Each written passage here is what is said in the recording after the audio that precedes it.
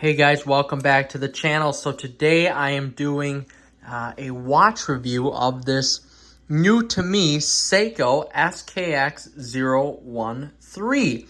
So as you can see here, I bought this used, of course, because this watch, unfortunate to all Seiko lovers such as myself, is out of production. So a buddy of mine had this and was willing to part ways from it. So I had to snatch it up as soon as I could. So this is, of course, one of the most cult-like Seikos ever made, with the 7S26 movement, along with the 37 millimeter dial and a beautiful Jubilee bracelet that tapers down 20 down to, I want to say 15. I don't know off the top of my head here.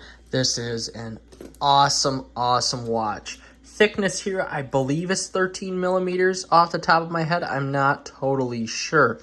So, being the Seiko SKX013, this is, of course, the smaller version than the 007. And for people like me with a 6.5-inch wrist size, it should theoretically fit perfect on my wrist. Now, before we hop into putting this on the wrist here, I want to show you what the seller gave me here. So a new bezel. If you can't tell, there is a little scratch on the actual Hardlex crystal and a little scratch on the bezel, but the iPhone, there you can see that. You cannot see the scratch. So the iPhone is just not picking it up very well. But we've got a bezel, a gray NATO strap, and then some green rubber straps there. And, of course, all the extra links if need be. But I won't take this out of the bag here, just what came with it here. I'm not a big NATO strap guy, but this gray NATO actually looks really good on this SKX013. So, getting into some of the specs here, this is a Seiko with a 7S26 movement. It is a diver watch, of course, with a 200-meter water resistance. You've got the date and the day on here as well. This is a screw-down crown. And the case back from Seiko is not, I repeat, is not see-through. So, you've got this awesome Seiko design on the back. Let me see if I could put this on the bag here without scratching the watch, which I shouldn't have there. And you could see just the beautiful design. It is the 7S26. 41-hour power reserve, I do believe. And this is one of the watches that you just have to, as you can see, it did run out of power reserve. But this is one of the watches where you have to do the Seiko shake to get it moving, which there it is now moving. So as you can see here, you've got lume inside of the dial on the hour, second, and minute hand. You've got lume there. The actual bezel itself, once we get it on the wrist, I'll try to twist it here, but it is a fairly easy twist. And yeah. So, of course, we've got the original box here as well that I want to show you. So this box is a little bit older, and the movement, the 7S26, has been around since 96, I believe. So it's a year older than I am. But here we go looking at the box. It's an older Seiko box. But we've got the hand tag here, the book, and, of course, this beautiful little watch, the thing the watch sits on. I'm at a loss for words right now, guys. So, we're putting that back. We're going to get this beautiful Seiko on the wrist and give you my opinion. All right, so this beautiful, beautiful Seiko is on my wrist. I do have to say this. My wrist, you get a little bit of wrist swelling in the summertime, so this may be a little tight on me, but it still feels good. First thing I want to say off the bat here, when I first saw the watch, and I realized this was a 37 millimeter watch. When I first saw the watch, I'm like, oh my gosh, this is so small. So I thought to myself, well, most of my watches with the exception of my SARB 033 and my Apple Watch, are all over 38 millimeters. Every single one of them are.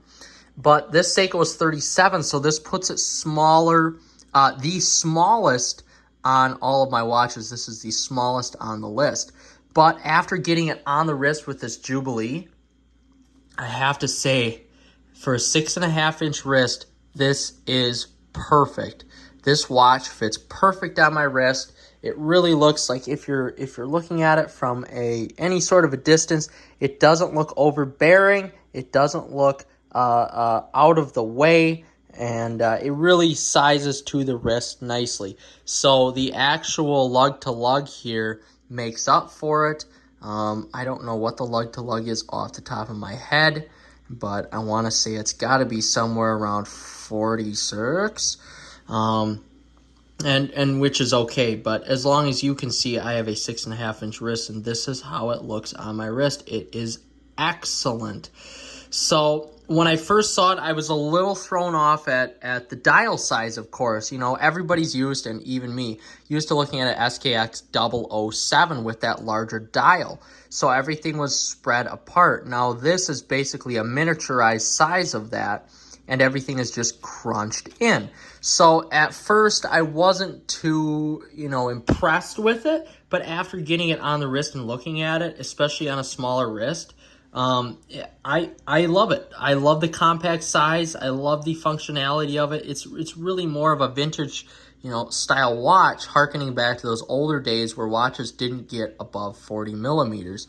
And for that, I just absolutely love it. It fits really nice on the wrist. The Jubilee strap is great.